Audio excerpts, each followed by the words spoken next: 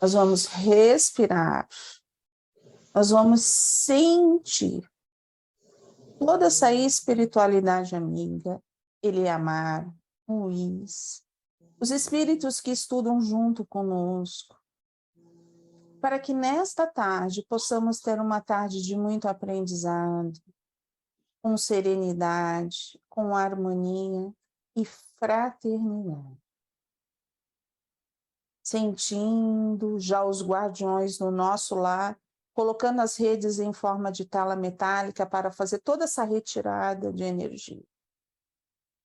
Graças a Deus, graças a Jesus.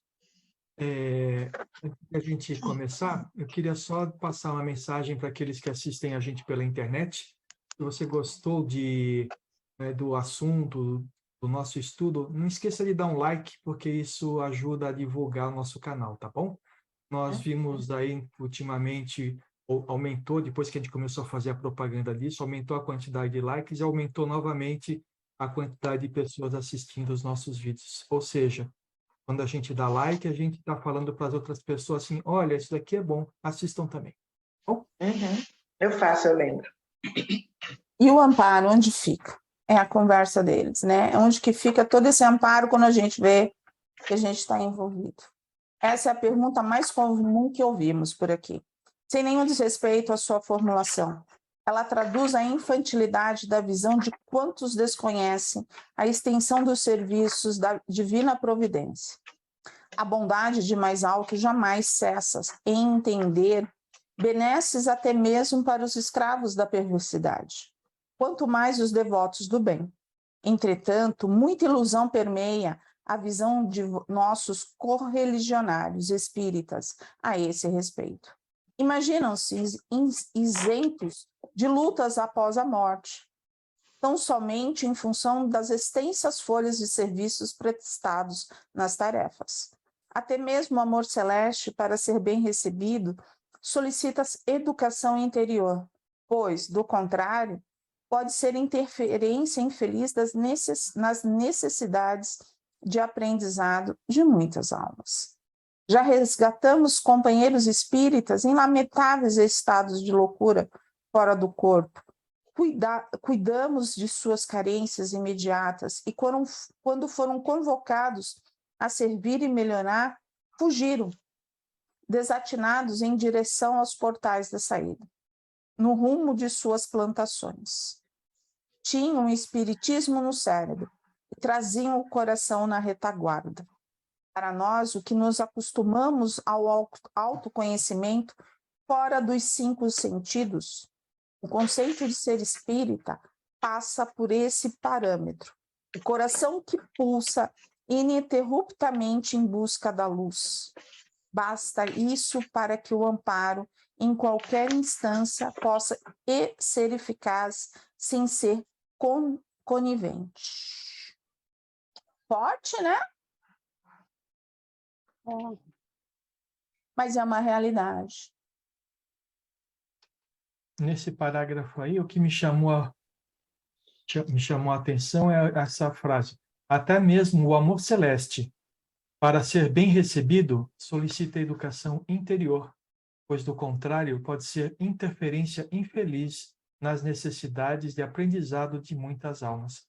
A gente viu isso em Jesus, porque ele trouxe uma mensagem e muitas pessoas não estavam preparadas para ela, e dentro da própria comunidade espírita, né? O aprendizado vem, o conhecimento vem, e as pessoas não sabem como utilizar aquilo, e muitas vezes caem por um lado de fanatismo, que também não é salutar. É aquilo que a gente fala, né? Tudo tem que ter um equilíbrio. Nem tanto ao mar, nem tanto à terra. A razão, mas a emoção. Muita emoção, você não vai agir com a razão e você vai sair acolhendo tudo que tem de direito. E quando eu falo acolher, a gente precisa acolher sempre. Mas aquele irmão, ele quer o acolhimento. O Sérgio sempre falava assim para mim, Valéria, não atravessa a velhinha porque ela nem pediu para ser atravessada, ela está lá parada. É isso mesmo. Né? Aí você fala, tá bom, então vou esperar. Mas você está de olhos abertos? Esperando a velhinha te pedir? Te pedir, Fala assim, agora eu quero. ou você está vendo aquela pessoa realmente que às vezes precisa, mas ela não consegue. Aí você pode ajudar. Mas aquela que quer, eu não vou fazer. Eu não vou modificar 1 milímetro da minha vida para fazer aquilo. Então ela não quer. Mas, poxa, eu posso. Não, você não pode. Aí você está interferindo o livre-arbítrio dela. Você está colocando aquilo que você quer e não aquilo que ele precisa. Mas ele vai sofrer. Vai. Ele vai se desesperar. Vai. E é nessa hora que aí se estendem a mão. Nossa, mas como você é cruel. Não. Porque se a gente ficar ali, falando, doutrinando, trazendo, dando presente, a pessoa vai querer.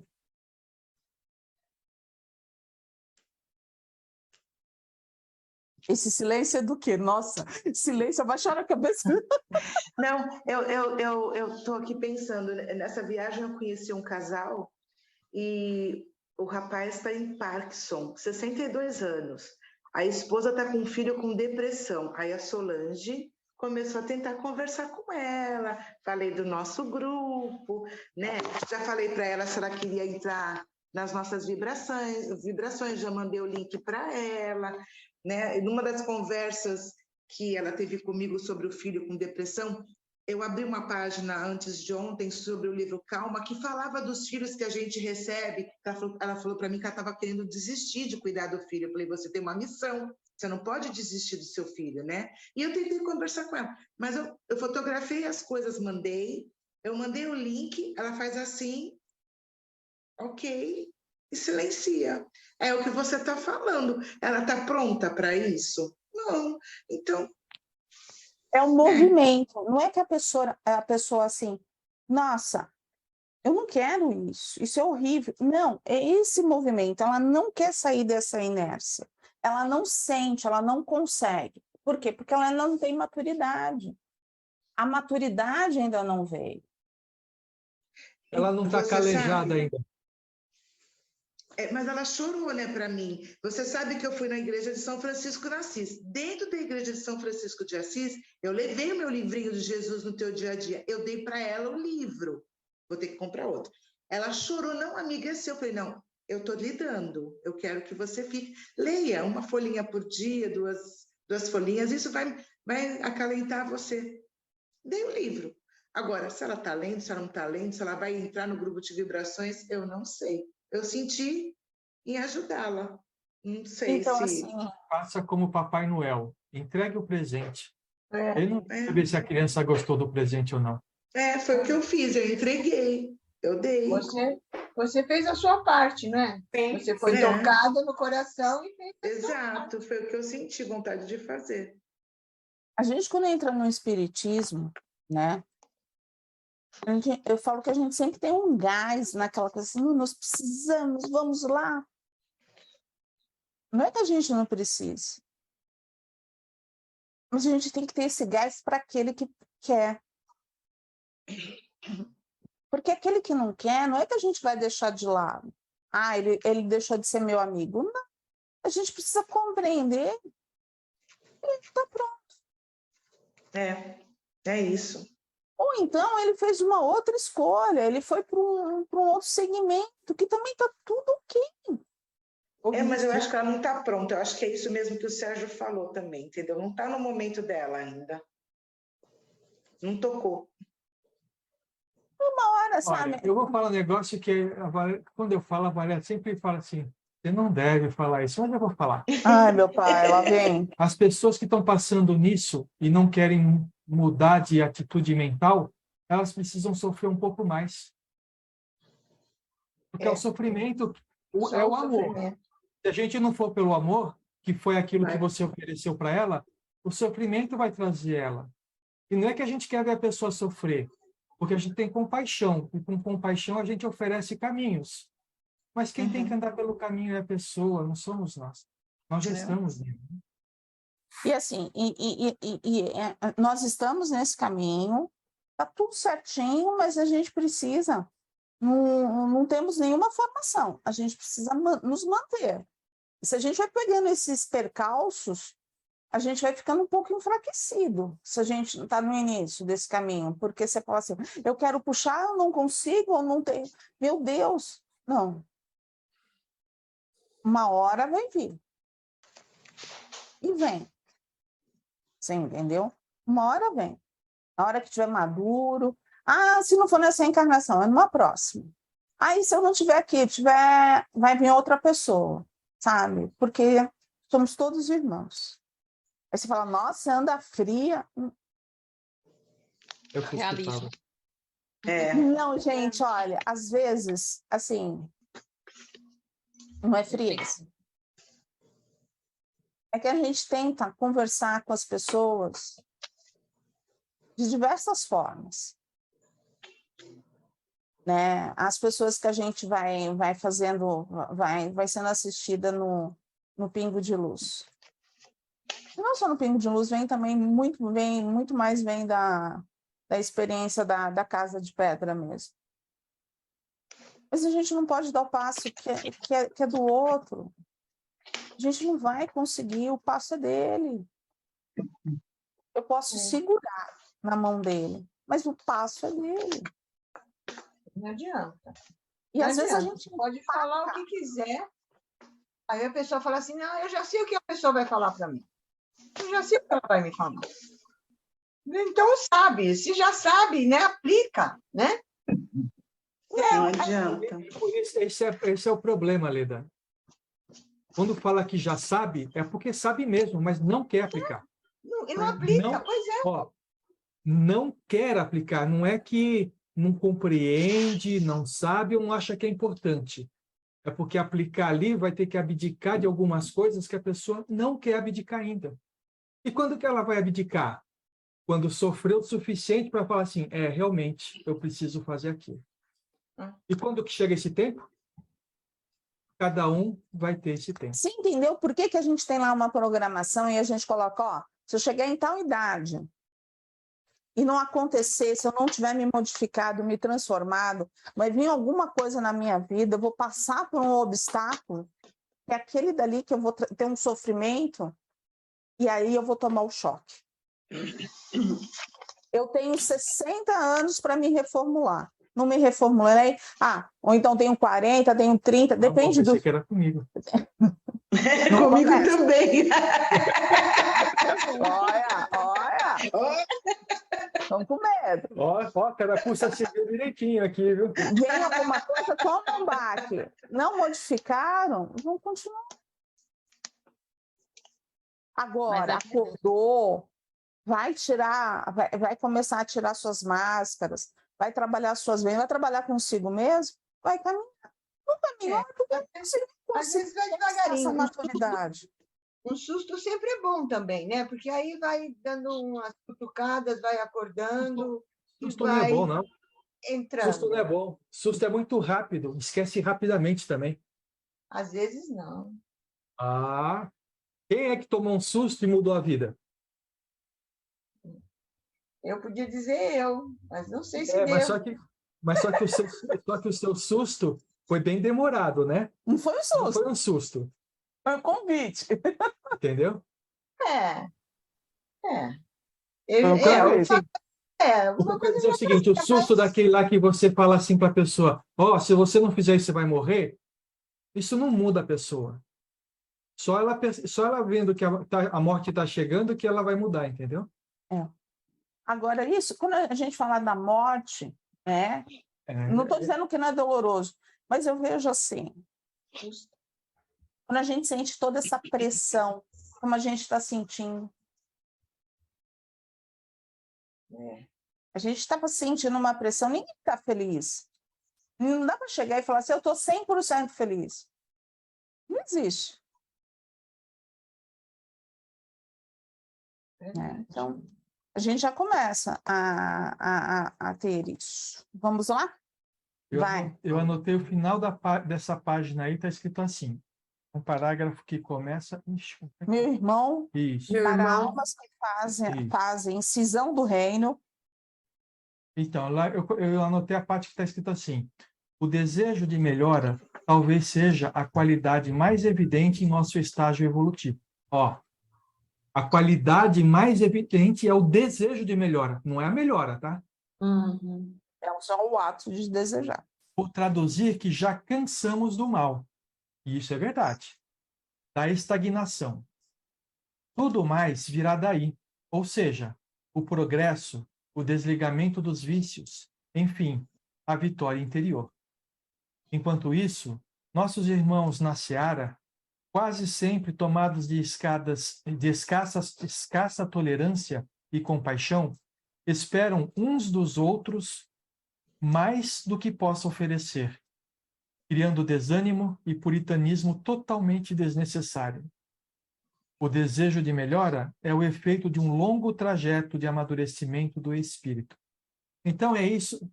Isso daqui é emblemático, esse capítulo. Por quê? Não só no tratamento de nós que estamos no estudo uns com os outros, que a gente exige do outro que o outro faça aquilo que a gente acha que é certo, né? O que a doutrina pede que é certo, mas também nós frequentemente exigimos das pessoas, dos assistidos. Não, puxa vida, a gente está fazendo aqui acolhimento de amor, a pessoa não sabe que esse pensamento não é certo? Sabe, mas ela não consegue sair. Ela ainda não está madura o suficiente para sair daquele pensamento. Então, quando a gente fala que o pingo de luz, ele veio para dar acolhimento, o dar acolhimento não é dizer o que a pessoa precisa falar. É receber a pessoa de braços abertos para que ela descubra o que ela precisa fazer. E cada um precisa de uma coisa. Nós não somos as pessoas que vamos obrigar ninguém a fazer determinada coisa. Mas nós falamos, não é melhor isso daqui? E a gente faz isso nas nossas leituras, nos nossos estudos, no acolhimento de amor. Então, é muito emblemático esse negócio aqui, porque é o que a gente mais vê no meio espírita. Uns cobrando os outros da postura que o outro está oferecendo, mas não olha a própria postura. O que a gente precisa fazer é olhar a nossa própria postura e olhar no outro com compaixão quando a postura que está adotando não é das melhores segundo a nosso ponto de vista. Isso é uma coisa muito difícil de a gente pôr em prática. E aí a gente volta a alguns capítulos atrás, quando a gente falou da arrogância. A arrogância, o que é? É você achar que o seu ponto de vista é superior a qualquer outra pessoa. E a gente tem que trabalhar isso dentro de nós. Eu estou trabalhando. Porque ele é só mais um ponto. Ele é um ponto de vista. E a verdade mesmo está com Deus. Mas ele é um ponto de vista. Então tem o meu, tem o dele, tem de todo mundo. E aí onde todo vai se... Vão trabalhando que nem porquinho e espinho. Não sei se foi nesse livro, Acho que foi foi no outro, no outro. Que falava assim, né, que a verdade é como um espelho que quebra. Cada um tem um pedacinho desse espelho, mas ninguém tem um espelho inteiro. Cada um vê num ponto, aquele ponto que chama atenção para você. A gente não consegue ver num todo. Algo mais? Não, nessa página não, na outra. 146 não? Então vamos lá, na 147. Eu marquei um parágrafo, que para mim, onde o Sérgio leu, é a página 254, mas eu marquei na 255. Tá. Pode falar. Nem sempre é desistência, mas imantação.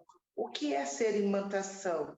Vamos lá, vamos ter que ler. Aí você começa, nem sempre a gente tem que... Nem sempre é desistência, mas é o terceiro parágrafo da página, para mim, 255. Está no 146, Valéria. Eu já vi aqui. Refere-se ao Apocalipse. Nem sempre é desistência, mas imantação. Leis que governam acima das nossas possibilidades de ação. Leis que determinam a posição de cada um de nós na obra da criação. São histórias entristecedoras, entretanto, mesmo regadas pela misericórdia, não conhecemos nenhuma que escapasse da lei que determina a cada um segundo suas obras. A gente já falou sobre isso em relação a cada um segundo suas obras, mas o que vem a ser é imantação. Então, assim, ó, então a gente tem que começar nos outros parágrafos, porque essa daqui vem dos outros parágrafos. Ele falou da cisão do reino, né? Que foi ali que você parou, que você trouxe essa cisão do reino. A cisão do reino que eu consigo compreender é quando a gente para, a gente não evolui, mas a gente teve aquela parada. É isso que eu compreendo. Onde que você começou, tá? Aqui. Você vê que esses corredores. Quem possui sem artificialismo quem o possui sem artificialismo vai ao Pai. Ninguém o improvisa de uma hora para outra. Aí a reunião continuava com inestimável ocasião de esclarecimento e introspecção. Levantou-se um cavaleiro perto da imagem projetada e apontou indagando. Observei que esses corredores abaixo do nível do solo estão mais pardacentos. Qual a razão? Porque eles estavam falando do Hospital Esperança e estavam falando Da parte do subsolo, das alas embaixo, né? embaixo. Como disse anteriormente, são elos com dimensões inferiores. Lá ficam dependências para casos mais graves, inclusive celas. Existem algumas histórias de resgate nas quais seria improducente colocar alguns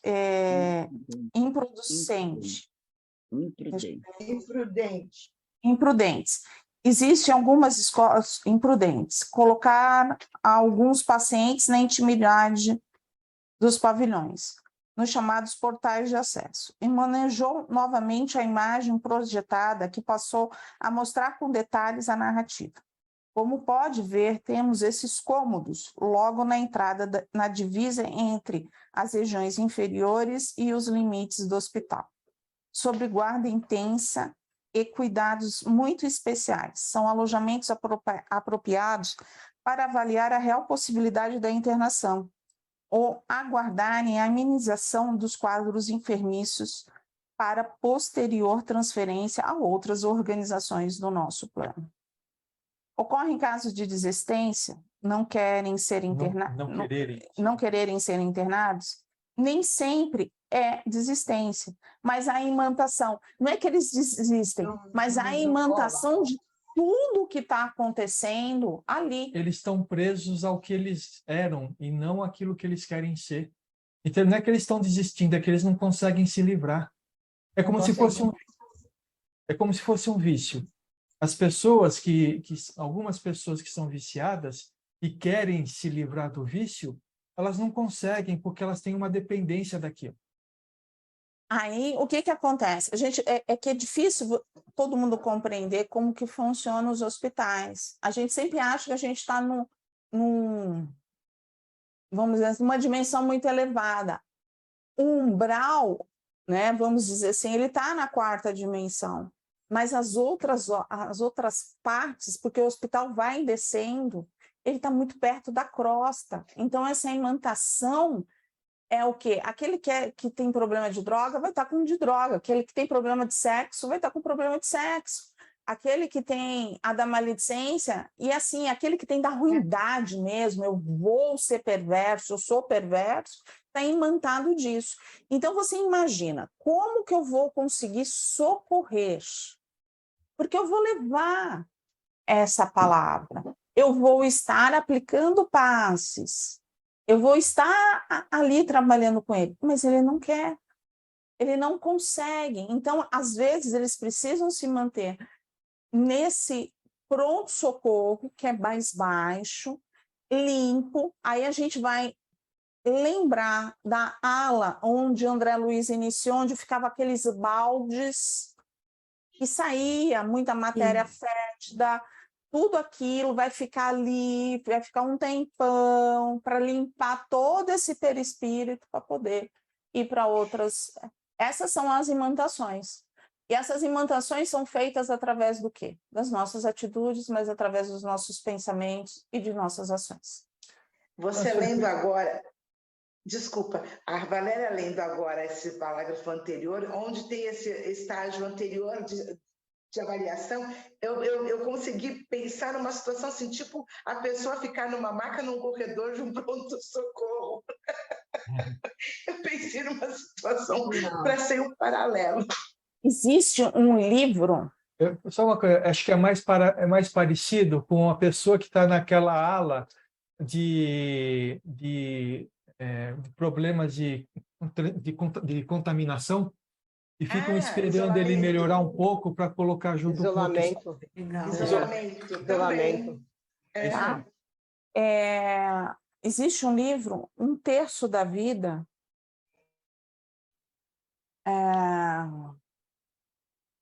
que é muito interessante ser lido. Um terço da vida é o tempo que a gente passa dormindo. E tudo que a gente faz dormindo E os hospitais que têm sido... não estão mais no plano espiritual, porque a gente não está conseguindo acesso, e está trabalhando na Terra para trabalhar com a gente, para tratar. É um terço da vida. É bem Eu não pesadinho. entendi se você colocou. Não estou conseguindo, por quê? Os hospitais do plano espiritual estão trabalhando na Terra, não consegui assimilar. Tendo que vir para cá porque a gente não está alcançando ir para o plano espiritual, de tão baixo que a gente está.